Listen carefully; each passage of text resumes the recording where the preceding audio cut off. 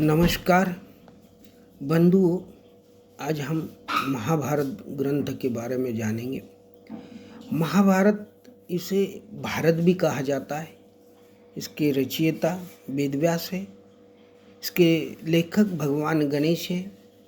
इस ग्रंथ को युवा स्टूडेंट इस ग्रंथ से बहुत कुछ सीख सकते हैं।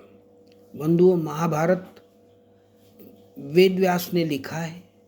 महाभारत में भगवान श्री कृष्ण ने अर्जुन को जो गीता सुनाई वह पवित्रतम ग्रंथ भी इसमें ही आता है।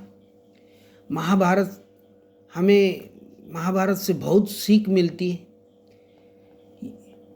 कि महिलाओं का सम्मान करना चाहिए, वरना आप खुद अपनी दुर्गति कर लेते हैं।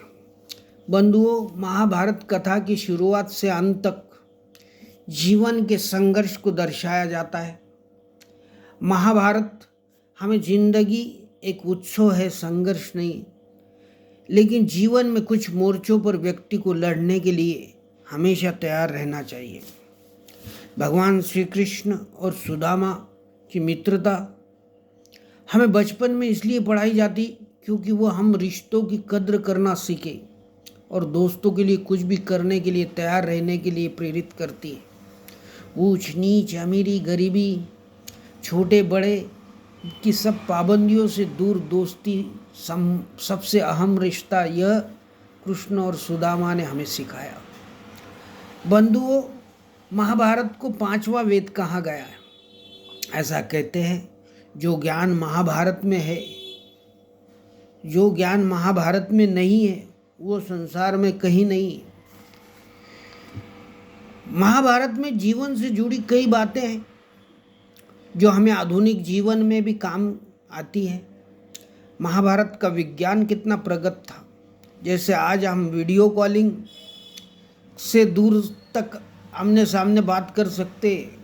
महाभारत में संजय कुरुक्षेत्र में सब देखकर धृतराष्ट्र को युद्ध का पूरा वर्णन करता है।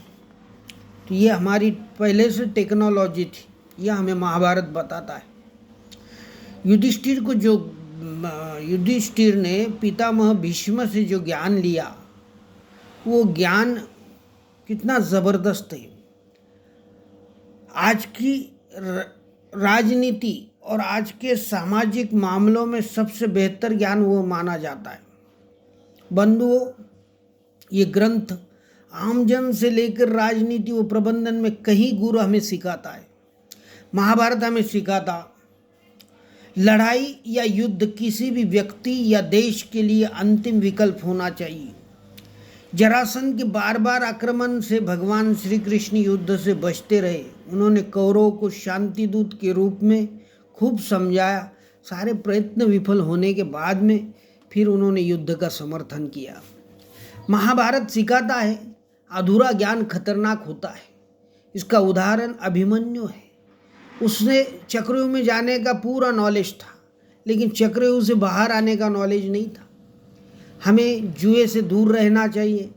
पांडवों ने अपना सब कुछ जुए में गंवाया। उन्होंने अपनी पत्नी को भी दांव पे लगाया। यह हम सब जानते हैं। तो महाभारत हमें यह भी सिखाता है कि जुआ खेलना नहीं, जुए से दूर रहना, सत्य और नीति के साथ रहना चाहिए।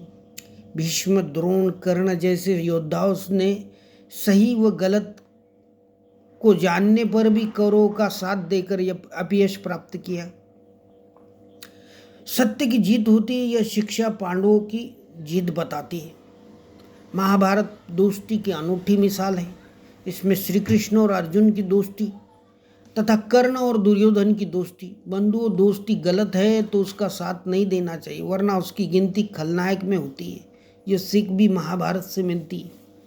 संतान का अनुचित मोह करना, अगर संतान गलत करती है तो उसको प्रोत्साहित करना। मित्रों, संतान जहाँ गलती करती है उसे वहीं अनुशासन करना चाहिए, दंड देना चाहिए, नहीं तो फिर धृतराष्ट्र की जैसी हालत हो जाती है। लक्ष्य को हासिल करना, अर्जुन के जैसी ये करना चाहिए। एक जगह लक्ष्य को केंद्रित करना चाहिए। एकलव्य से हमें जुनून की सीख मिलती है। किसी का हक नहीं छीनना चाहिए। कंस से ये सीख हमें मिलती है, उसने उग्रसेन का हक छीना तो उसका नाश हुआ। कर्म करने की सीख मिलती है।